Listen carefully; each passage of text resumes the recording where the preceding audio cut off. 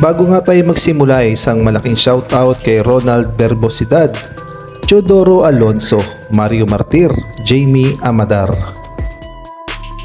Update muna nga tayo sa Gilas Pilipinas na alam naman nating lahat na mamaya ngang madaling araw, June 28, 1 AM ng umaga ay magsisimula nga ang kanilang tune-up game kontra nga sa kupunan ng Turkey. At dito nga makikita natin na nag-practice na ang Gilas Pilipinas sa may mismong venue ng kanilang laban sa Turkey. At napakalaki nga nito at paniguradong jump pack at maraming manonood. Kaya naman ang Turkey nga ay merong matinding home court advantage.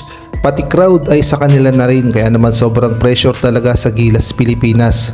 Ngunit alam naman natin na hindi naman papatalo ang ating mga Gilas players at ibibigay ang lahat upang makasabay o malay natin ay matalo pa ang kupunan ng Turkey. At full credit pala sa video na ito kay Ginebra Ball Ballers.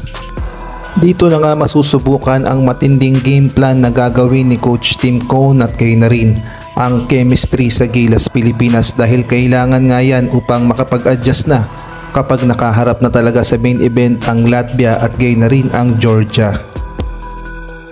Samantalang update naman tayo sa ginagawang practice ng Turkey. Mas nauna nga silang nag-practice sa Gilas Pilipinas at dito nga makikita natin na sobrang seryoso sila at hindi nila bibiruin ang Gilas Pilipinas at full force ang Turkey. Syempre ayaw nilang mapahiya sa kanilang sariling baluarte sa harap ng kanilang mga sariling kababayan, kaya naman siguradong lalaban at hindi magpapatalo ang Turkey sa Gilas Pilipinas.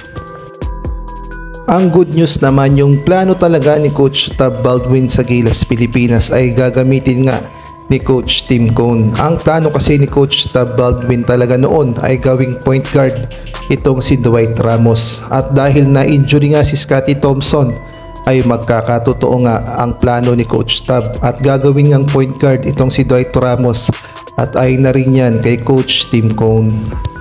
At kung kayo naman ang tatanungin, sa tingin nyo ay kakayanin ba ni Dwight Ramos ang ginagawa ni Scottie Thompson at magiging effective ba siya na point guard sa Gilas Pilipinas? Maaari kayong magbigay ng komento sa comment section. Samantalang atin namang panoorin ang ginagawang practice ng Latvia at gayon na rin ang kanilang mga tune-up games.